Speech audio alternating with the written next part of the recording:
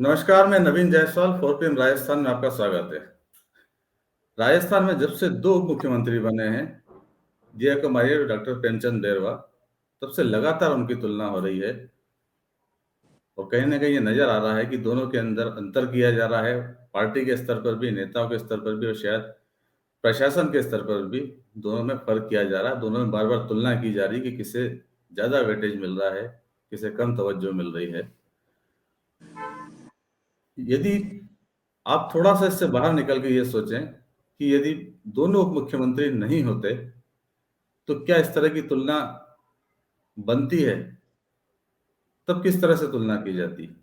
ये देश का एक पॉलिटिकल सिस्टम है और शायद आरक्षण व्यवस्था है जिसके कारण से आज 2 अलग-अलग शख्सियतों की तुलना की जा रही है और दिया कुमारी के साथ में प्रेमचंद बैरवा की तुलना की जा रही है। यदि आप उप मुख्यमंत्री का पद हटा दें और तब आप सोचें कि क्या तुलना हो सकती थी? कहाँ दिया कुमारी और कहाँ प्रेमचंद बैरवा हैं?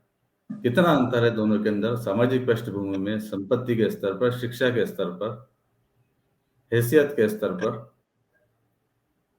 दिया कुमारी राजकुमारी हैं, जयपुर के राज परिवार की राजकुमारी हैं। उनका एक बड़ा प्रोफाइल है। उनके पिता ब्रिगेडियर भवानी सिंह जानी-मानी शख्सियत रहे हैं। 1965 की लड़ाई के अंदर उनका योगदान रहा है। जयपुर के पूर्व महाराजा मानसिंह द्वितीय की वो पोती हैं। उनका बड़ा योगदान रहा है जयपुर के अंदर। तो एक बड़ी प्रोफाइल दिया कुमारी की उसके मुकाबले डॉक्टर प्रेमचंद बैरवा क्या अगर किसी दूसरे व्यक्ति की भी बात करें, तो भी शायद वो तुलना फिट नहीं बैठती है। दिया कुमारी अगर राजा हैं, तो प्रेमचंद बैरवा प्रजा कहे जा सकते हैं, जो पूर्व राजशाही सिस्टम रहा है उसके अंदर। इसके अलावा अगर बात करें संपत्ति के स्तर पर, तो दोनों में ज़मीन आसमान का अंतर आज भी है। दिया कुमारी जहाँ करोड़ों अरबों रुपए की प्रॉपर्टी की मालिक हैं, प्रेमचंद बैरवा उनके सामने कहीं नहीं ठहरते हैं। हमने दोनों के जो एफिडेविट चुनाव के समय दिए हैं, अगर उन्हीं को देखा जाए, तो दिया कुमारी की 1 साल की जो इनकम है, 2022-23 की जो इनकम उन्होंने बताई है, वो 2,88,31,000 रुपए है और प्रेमचंद बैरवा की पति और पत्नी दोनों की इनकम मिलाकर सिर्फ 21,53,000 रुपए बैठती है। तो इससे अंतर समझा जा सकता है। अगर संपत्ति की बात की जाए, तो दिया कुमारी के पास बैंक में जो डिपॉजिट है, वही करीब 2,90,84,560 रुपए है और प्रेमचंद बैरवा की अगर संपत्ति की बात की जाए, तो उनके पास जो कुल संपत्ति है, जेवरात समेत मिलाकर जो बैंक में है, 38,54,000 रुपए की संपत्ति उनके पास है, पति-पत्नी दोनों की मिलाकर, जिसमें भी 15.5 लाख रुपए की गाड़ियाँ हैं। यदि कृषि भूमि, दूसरी अचल संपत्ति सब मिला के भी बात की जाए, तो प्रेमचंद बैरवा के पास 4,45,00,000 रुपए की लगभग संपत्ति है और 98 लाख रुपए का उसमें कर्ज भी उन्होंने बता रखा है। दिया कुमारी के पास जो संपत्ति है उसके अंदर उनके पास शेयर ही करीब 68 लाख रुपए के हैं और इस तरह यूनिट और म्यूचुअल फंड मिलाकर अगर बात की जाए तो 15,52,00,000 रुपए से ज्यादा की उनके पास ये से संपत्ति है। सेविंग उनके पास निल है। जेवरात उनके पास 75 लाख रुपए से ज्यादा के हैं और कुल संपत्ति जो है उनके पास 19,19,87,000 रुपए की संपत्ति है। तो जमीन आसमान का अंतर दोनों की संपत्ति में है। शिक्षा की बात की जाए, तो डॉक्टर प्रेमचंद बैरवा राजस्थान यूनिवर्सिटी से पीएचडी किए हुए हैं और दिया कुमारी भी कभी जयपुर में स्कूलिंग उन्होंने की है, लेकिन जो एफिडेविट में डिप्लोमा बताया है, फाइन आर्ट डेकोरेटिव पेंटिंग का डिप्लोमा, वो उन्होंने लंदन से किया है। इतना अंतर दोनों में है और एक बड़ा अंतर जो जाति का है, जिसके कारण दोनों आज उप मुख्यमंत्री के पद तक पहुंचे, क्योंकि दिया कुमारी राजपूत समाज से आती हैं और प्रेमचंद बैरवा दलित हैं, एससी की रिजर्व सीट से दूदू से जीते हैं, इसलिए वो आज यहाँ तक पहुंचे हैं।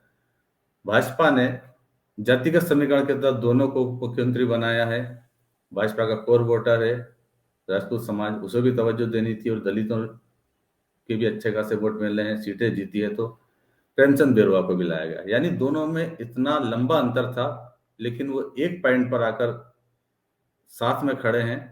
वो स्थिति है राजस्थान का उप मुख्यमंत्री बनना, और शायद इसीलिए उनकी तुलना की जा रही है। यही एक बिंदु है जहां पर आकर वो समान हो जाते हैं। आगे क्या होगा? क्या सिर्फ पद मिल जाने से प्रेमचंद बेरुआ की वो हैसियत बन जाती है या नहीं बनती है? ये तुलना लगातार चलती रहेगी। हम बात करेंगे इस मामले के अंदर राजस्थान यूनिवर्सिटी में सोशियोलॉजी डिपार्टमेंट के हेड रहे प्रोफेसर राजीव गुप्ता जी से। गुप्ता जी, स्वागत है आपका। और पहले गुप्ता जी का परिचय मैं करा देता हूँ। राजस्थान यूनिवर्सिटी के हेड रहे हैं सोशियोलॉजी डिपार्टमेंट के, अब रिटायर हो गए हैं, और इंडियन सोशल साइंस एसोसिएशन के अध्यक्ष हैं। लगातार सक्रिय रहते हैं, सामाजिक मुद्दों पर बात करते हैं। राजस्थान के समाज की जाति संरचना की भी उन्हें काफी अच्छी जानकारी है। गुप्ता जी, क्या सोचेंगे आप, क्या कोई तुलना बनती है दोनों के बीच में? पहले तो नवीन जी बहुत बहुत धन्यवाद कि आपने एक बहुत महत्वपूर्ण मुद्दे को उठाने का प्रयास किया है आज, जो कि राजस्थान ही नहीं बल्कि समूचे देश की राजनीतिक व्यवस्था की तरफ और उसके सामाजिक सांस्कृतिक पक्षों की तरफ इशारा करता है। मैं एक बात आपको कहने का प्रयास ये करूंगा कि नब्बे उदारवाद के बाद, विशेष रूप से 1991 के बाद में एक बहुत बड़ा बदलाव हमें भारतीय राजनीतिक व्यवस्था में देखने को मिला है। जब हम लोगों ने संविधान की बात की थी तो कहा था we the people of India, और उसमें हमने अधिकारों की बात की थी कि हमारे मूलभूत अधिकार हैं, हमारे मूलभूत कर्तव्य हैं, और जो भी हमको यानी गरीब तबके को, वंचित तबके को जो राज्य प्रदान करेगा वह एक अधिकार के तहत प्रदान करेगा। अनफॉर्चुनेटली नब्बे उदारवाद ने जनता के हिस्से को एक तो ऑब्जेक्ट ऑफ चैरिटी के अंदर कन्वर्ट कर दिया है। ऐसा लगने लगा है कि राज सत्ता अगर मुझे कुछ देती है तो वो एक दया है, भिक्षा है। और ये जो दया और भिक्षा की अवधारणा है राजनीति के अंदर, ये पवित्रता और अपवित्रता के उस पक्ष से जुड़ती है जो जाति के साथ में और धर्म के साथ में जुड़ा हुआ है।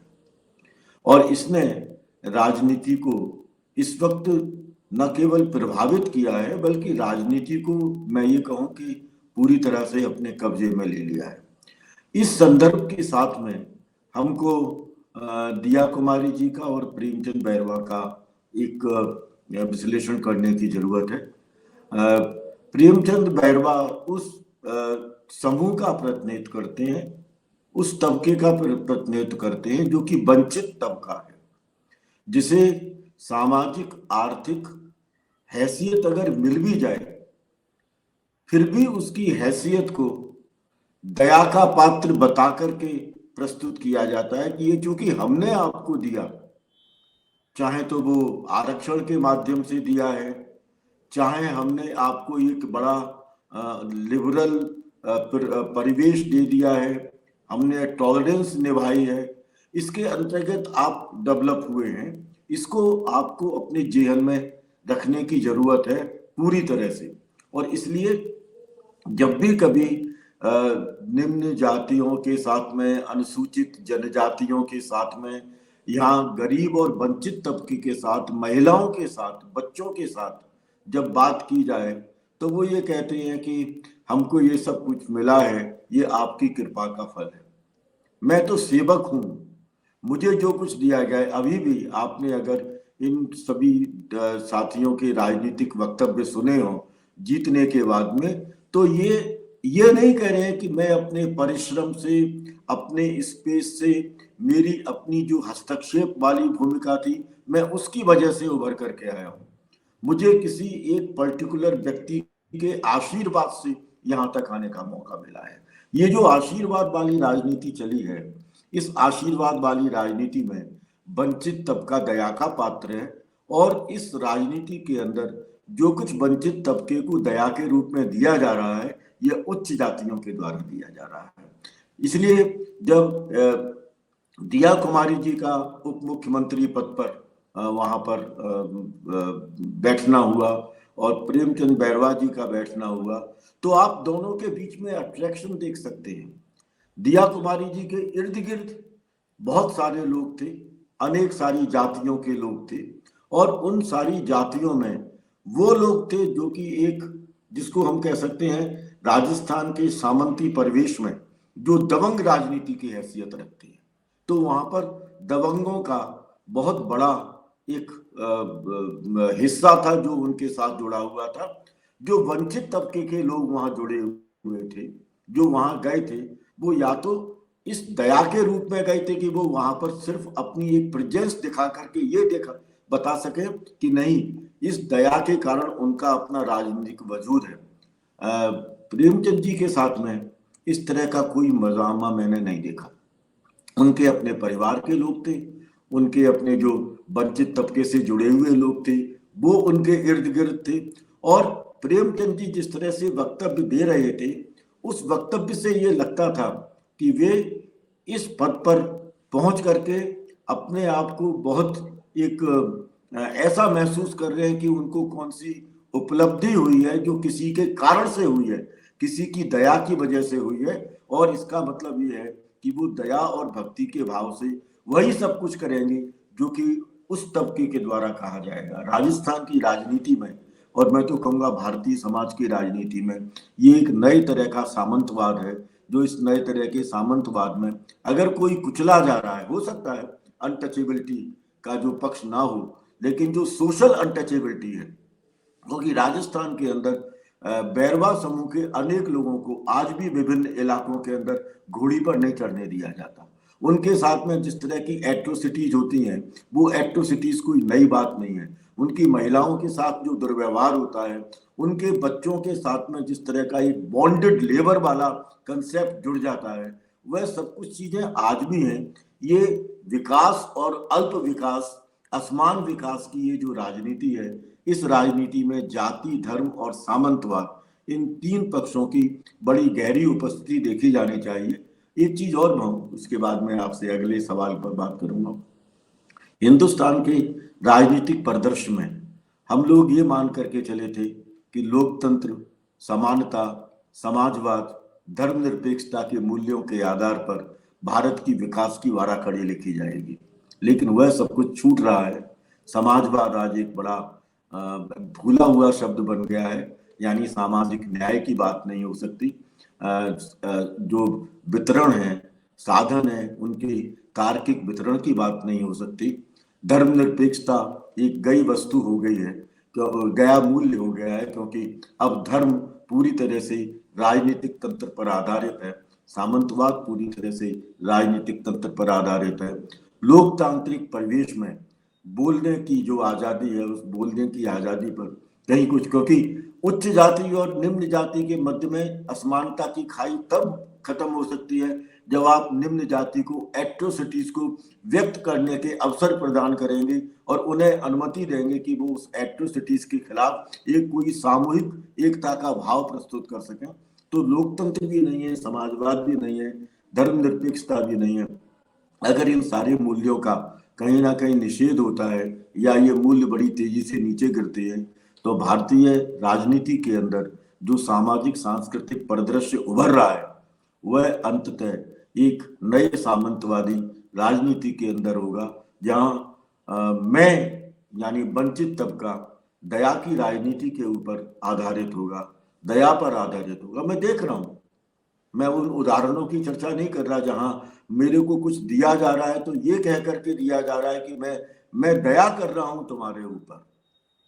ये जो एक धार्मिक परिदृश्य है, वो राजनीति के अंदर बहुत खतरनाक है नवीन जी, और मुझे लगता है कि ये कहीं ना कहीं इसको चुनौती दिए जाने की जरूरत है। ये बहुत सही कहा आपने कि वंचित तबके को अगर बोलने का अधिकार दिया जाएगा एट्रोसिटी के ऊपर, तब शायद वो सुधार हो। मगर जिस तरह से तुलना दोनों की हुई है, और दिया कुमारी के पदभार ग्रहण के अंदर सारे भाजपा के बड़े नेता पहुंचे हैं, प्रदेश अध्यक्ष पहुंचे, मुख्यमंत्री पहुंचे, केंद्रीय मंत्री पहुंचे, गजेंद्र सिंह शेखावत, वसुंधरा राजे भी पहुंची, और प्रेमचंद बेरवा के पदभार ग्रहण के अंदर सिर्फ उनके परिवार के लोग थे, भाजपा का कोई नेता नहीं था। उसके बाद ट्रोल होने शुरू हुए खुद प्रेमचंद बेरवा, पार्टी कहीं इसमें डिफेंस पे नहीं आई, डिफेंस में खुद प्रेमचंद बेरवा आए और उन्होंने सफाई दी, एट्रोसिटी की बात नहीं की, उन्होंने सफाई दी कि इस तरह की बातें मीडिया द्वारा फैलाई जा रही है, अनर्गल बातें, और इन पर ध्यान नहीं दें और आगे बढ़े थे। प्रेमचंद बेरवा खुद भी जो इसका शिकार हुए हैं वो बोलने को तैयार नहीं है। एक बात ये, दूसरी बात, दया के पात्र अगर हैं तो दया के पात्र जिस तरह से पद मिले हैं, तीनों को ही पद इसी तरह से मिले हैं। भजनलाल शर्मा को भी उम्मीद नहीं थी कि उन्हें भी पद मिल जाएगा, प्रेमचंद बेरवा को भी नहीं थी, शायद दिया कुमारी एक दावेदार जरूर समझी जा रही थी उन्हें कुछ पद मिल जाएगा। तो पद तो दया का पात्र बना के ही तीनों को दिए गए हैं। नहीं, बिल्कुल आपकी बात सही है। मैं कह रहा हूं ना कि एक जब कोई राजनीतिक दल नव्य सामंतवादी सोच के साथ अपने आप को स्थापित करता है और उसके अंदर धर्म का सवाल सर्वोपरि हो जाता है, जाति का सवाल सर्वोपरि हो जाता है, और धर्म और जाति किसी व्यक्तित्व को ईश्वरीय ताकत के समकक्ष बना देती है। मतलब डिवाइन फोर्सेस के रूप में जब राजनीतिक नेतृत्व को उभारा जाता है और उनको उनका अंधानुकरण करने वाले लोग उसको डिवाइन पावर के रूप में बार बार स्थापित करते चले जाते हैं, तो फिर हर जगह पर वही दया वही उभर करके आएगी। तो चाहे तो वो दया कुमारी जी के साथ हो, अब दया कुमारी जी के साथ में अगर दया का हिस्सा, आप दया का पात्र उनको बना देते, दिया कुमारी जी को दया का पात्र बना देते, तो उच्च जातियां जो अपने आप को उस डिवाइन फोर्स के नजदीक पाती हैं, उनके अंदर कहीं ना कहीं एक असंतोष का भाव उत्पन्न होता और वो कहते कि नहीं, चाहे वो ब्राह्मण हो, माफ कीजिएगा, चाहे वो राजपूत हो, चाहे वो वैश्य हो, ये जो उच्च जातियां हैं, ये उच्च जातियां अब अपने आप को न केवल सामाजिक आर्थिक ताकत के साथ जोड़ती हैं बल्कि ईश्वरीय ताकत के साथ भी जोड़ने लगी हैं, और इसलिए हर व्यक्ति को और हर देवी देवता के सामने समर्पण और उनसे आशीर्वाद ये लेने का भाव उनके अंदर पनपा है। जो निम्न जातियां और वंचित तबका है वो ईश्वरीय शक्ति के नजदीक नहीं है। अगर उनको कोई ईश्वरीय शक्ति दी जाती है तो वो इन उच्च और मध्यम जातियों के द्वारा दी जाती है। प्रेमचंद जी के अपने उस पूरे समारोह में ये लोग नहीं थे। अब प्रेमचंद जी, चूंकि मैंने पहले भी कहा कि दया की राजनीति विकसित हुई है, तो वो अपने राजनीतिक दल की और राजनीतिक दल के अंदर जो दया करने वाला डिवाइन पावर वाला नेतृत्व है उसकी आलोचना नहीं करना चाहते थे, इसलिए वो डिफेंड कर रहे हैं। ये तो एपरेंटली सबको देख रहा है। मीडिया हमारी एक इंडिपेंडेंट क्रिटिकल अंडरस्टैंडिंग वाली वॉइस है। अब क्योंकि ये सब चीजें उभर करके आ रही हैं और उनके पास में उस क्रिटिकल अंडरस्टैंडिंग का कोई एलिमेंट मौजूद नहीं है, वो उसका बचाव नहीं कर सकते, इसलिए अपने राजनीतिक दल के बचाव के लिए उनको ये अपने वक्तव्य देने की जरूरत है। लेकिन इसका एक संकेत जो नवीन जी मुझे मिल रहा है और जिसको लेकर के मैं सामाजिक कंसर्न महसूस कर रहा हूं, क्या प्रत्येक निर्णय जो वर्तमान राजसत्ता लेगी, और कहीं की भी हो, राजस्थान की राजसत्ता की बात कर लें, केंद्र की राजसत्ता की बात कर लें या अन्य की राजसत्ता की बात कर लें, क्या उसकी आलोचना और उसके साथ असहमति या उसका प्रतिरोध ये हमारी संस्कृति से बाहर कर दिया जाएगा। अगर ये संस्कृति से बाहर होता है तो मैंने पहले भी कहा, लोकतंत्र, समानता, न्याय, ये सारे मूल्य बाहर हो जाते हैं। मैं विधानसभा के अंदर कोई बात ना कहूं, मैं संसद में कोई बात ना कहूं, बाहर बात करूं मैं उन सारे मुद्दों को लेकर के, और उसके ऊपर जनता की अगर कोई प्रतिक्रिया नहीं है तो मुझे ऐसा लगता है, जो आपने पहली बार बात कही और वो मैं उस बात को कहूं कि जनता को आप नागरिक बना रहे हैं या इस लोकतांत्रिक समाज में जनता को आप बड़ी तेजी से प्रजा में कन्वर्ट कर रहे हैं। अगर मैं प्रजा हूं तो मैं आपका अनुकरण करूंगा, और जो आपका अनुकरण नहीं करेगा वह दंड का भागी बनेगा, तो या एक्सक्लूजन का भागी बनेगा, उसको आप समाज के दायरे से एक्सक्लूड कर देंगे। उसको विकास के दायरे से आप एक्सक्लूड कर देंगे, उसकी भाषा को, उसकी जीवन शैली को, उसके वक्तव्यों को हर तरह से आप क्रिटिसाइज भी क्या, कंडेम करने की कोशिश करेंगे, और वह कंडेमनेशन इतने आक्रामक प्रोपेगेंडा के तहत होगा कि उसे अपने आप को डिफेंड करने का मौका भी नहीं मिलेगा, और वह आक्रामक प्रोपेगेंडा धीरे धीरे लोगों की चेतना का हिस्सा बन जाएगा। मुझे ऐसा लगता है कि मुझे इन सारे मूल्यों से डीमेमोराइज करने की कोशिश की जा रही है, और यह डीमेमोराइजेशन में धर्म, जाति और ये जो दया की राजनीति है और नए किस्म का सामंतवाद है, ये बहुत महत्वपूर्ण भूमिका निभा रहा है, और मुझे उस भूमिका को स्वीकार करने के लिए विजिबल और इनविजिबल तरीके से बाध्य किया जा रहा है। सर, जैसा आपने बताया कि सामान्य वर्ग कहीं ना कहीं एक स्वाभाविक दावेदारी समझता है, वो हक की तरह बात कर रहा है। अगर हम इन्हीं नियुक्तियों की बात करें, मुख्यमंत्री और दोनों मुख्यमंत्रियों की, तो जो अपर कास्ट है वो मान के चल रही कि उसकी सत्ता में दावे हिस्सेदारी है और उसे उसका हक मिला है, और वंचित तबका जो है, अगर उसे हक मिला है तो कहीं दया का पात्र है, उसको कहीं ना कहीं अनुग्रहित किया गया है। तो आगे भी ये जो परीक्षा है, ये डॉक्टर प्रेमचंद बैरवा के लिए लगातार बनी रहेगी। नहीं, बिल्कुल बनी रहेगी। प्रेमचंद बैरवा जी की ही नहीं बनेगी, ये मुझे कई बार लगता है, क्योंकि देखिए उच्च जातियों के अंदर भी इंट्रा हायरार्कीज तो होती हैं, पर्सनैलिटीज में इंट्रा हायरार्कीज होती हैं। धार्मिक जो क्षेत्र है उसमें देवी देवताओं के बीच में भी तो हायरार्कीज डेवलप करने की कोशिश की गई है। वो मेल हायरार्कीज विजावी फीमेल हायरार्कीज के रूप में देखा जा सकता है। तो कई बार ये भी हो सकता है इस पूरे के पूरे राजनीतिक तंत्र के अंदर, क्योंकि अब नए लोग सामने आए हैं राज सत्ता के अंतर्गत, और उन नए लोगों को निर्देशित किए जाने के लिए बहुत सारे मेल हायरार्कीज के लोग बैठे हुए हैं।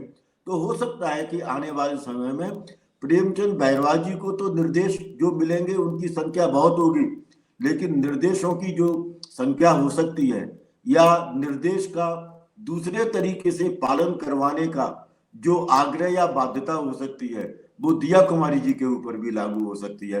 तो मेल विजावी फीमेल ये कैसे स्वरूप ग्रहण करेगा, और उच्च जाति विजावी निम्न जाति ये कैसे वहां पर राजनीतिक क्षेत्र में सक्रिय होगी, इसका विश्लेषण बहुत माइन्यूटली से हम लोगों को करने की जरूरत है, ताकि हम देख सकें कि वर्तमान राजनीतिक परिदृश्य भारतीय समाज को किस दिशा की तरफ ले जाएगा।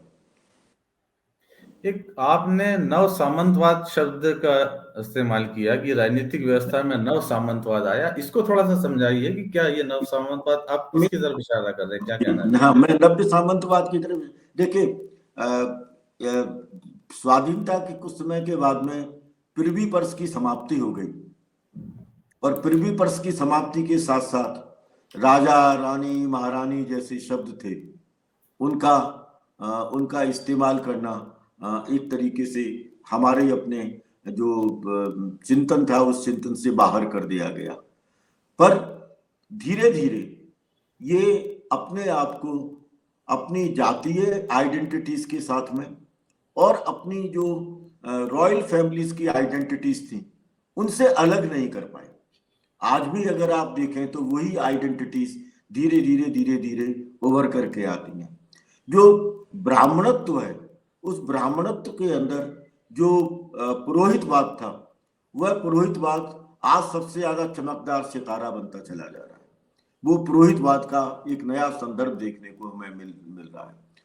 मल्टी मिलियनर और डॉलर बिलियनर जैसे लोग जो जिसको आप नियो रिच कह रहे हैं, जिसको आप सुपर रिच कह रहे हैं, जिसने की कल्चर ऑफ कंज्यूमरिज्म के साथ अपने आप को तो इसलिए जोड़ा हुआ है क्योंकि उसके पास कोई पैसे की कमी नहीं है, लेकिन मुझे इसलिए जोड़ने को बाध्य कर रहे हैं ताकि मैं अपनी जो हार्ड अर्निंग्स हैं उन हार्ड अर्निंग्स के साथ बाजार में जाऊं और उनके लिए लाभ के स्रोत पैदा करूं, और मेरा अपना जो सेविंग है, मेरा अपना कंजम्पशन का पैटर्न है, उसका निर्धारण उन रूल्स रेगुलेशंस के साथ हो जिनको कि इन डॉलर बिलियनर ने, मल्टी डॉलर सुपर रिच ने और न्यू रिच ने और अब तो मार्केट सोसाइटी ने जो निर्धारित किया है। इनके जो पैटर्न्स हैं, ये पैटर्न्स हैं जो कि नव्य सामंतवाद की रचना करते हैं, नए राजा हैं। आप आज देखें नवीन जायसवाल जी, आपको बड़ा, और ये सब अब यथार्थ है हमारे सामने। हिंदुस्तान की, राजस्थान सहित हिंदुस्तान की विधानसभा में और हिंदुस्तान की लोकसभा में कितने करोड़पति और कितने अरबपति हैं। इन लोगों ने जिस तरह से अपनी संपत्ति का प्रस्तुतिकरण किया है, क्या वो वाकई एक्चुअल संपत्ति है? क्या वो बाजार की कीमतों से निर्धारित हो रही है, या इसमें ये कहा जा रहा है कि ये इनकी एंसेस्ट्रल है, या ये इनके द्वारा अर्थ की गई है? जिस तरह से इन लोग, ये जो एक नया धनाढ्य तबका आया है, नई तरह की कास्ट और रिलीजियस आइडेंटिटीज आई हैं, इन सब का पैटर्न वही है। सामंत जो था, सामंतवाद में एक चीज आती थी ना, सामंत के साथ सामने फ्री स्लिप था, वह स्वतंत्र दास होता था।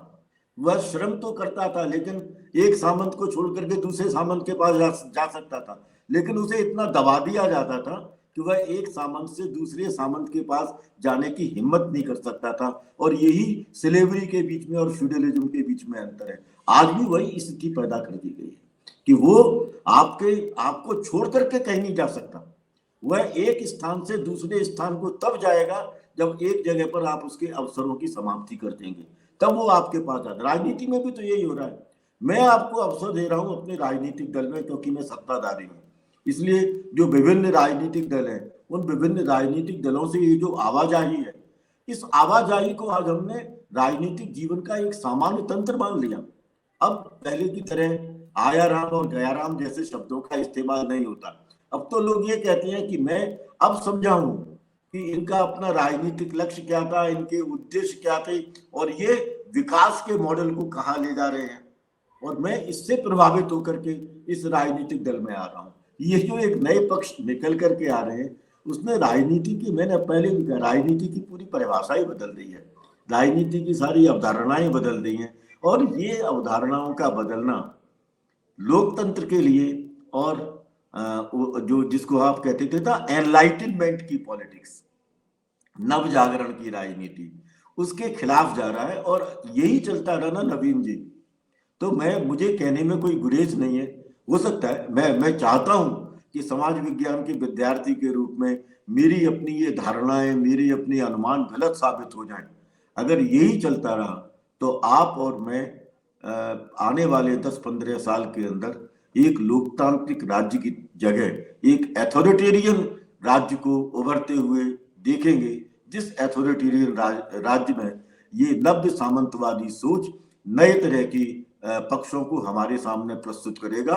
और मैं एक नागरिक की स्थान पर प्रजा के रूप में आपके सामने दया की भीख मांगूंगा, और अगर आपका मन करेगा तो आप मुझे दया की भीख देंगे, और नहीं करेगा तो मुझे आप दया की भीख नहीं देंगे, मुझे आप बिल्कुल हाशिए पर डाल देंगे, और मेरे लिए सर्वाइवल ऑफ द फिटेस्ट और नेचुरल सिलेक्शन के जो नियम है वो नियम लागू हो जाएंगे। अगर मैं कर सकता हूं तो मैं बचूं, नहीं तो मेरे समाप्त होने पर किसी को कोई दुख नहीं होगा। यही मार्जिनलाइजेशन है, यही एक्सक्लूजन है, जो कि नव्य सामंतवाद भारतीय राजनीति के अंदर और भारतीय सामाजिक सांस्कृतिक ढांचे में पैदा कर रहा है। बहुत बहुत धन्यवाद राजीव गुप्ता सर, 4PM राजस्थान से बात करने के लिए। नव सामंतवाद रूप ले रहा है राजनीतिक व्यवस्था के अंदर। हालांकि लोकतंत्र की खूबसूरती भी है कि एक वंचित वर्ग और एक दबंग वर्ग या शासक वर्ग के बीच में आज अगर तुलना हो रही है तो वो लोकतंत्र के कारण ही हो रही है, आरक्षण प्रणाली के सिस्टम है उसके कारण ही शायद तुलना हो रही है। लेकिन उसके बावजूद परिस्थितियां बदलती नहीं दिख रही है। सामंतवाद अब नव सामंतवाद के रूप में राजनीतिक व्यवस्था में फिर भी सामने आ रहा है। आप लोग क्या सोचते हैं इस बारे के अंदर? इस बारे पे आप जो भी सोचते हैं कमेंट्स करके जरूर हमें बताइएगा, और 4PM राजस्थान चैनल को सब्सक्राइब जरूर कीजिएगा, और इस वीडियो के लिंक को शेयर भी कीजिएगा। बहुत बहुत धन्यवाद, नमस्कार।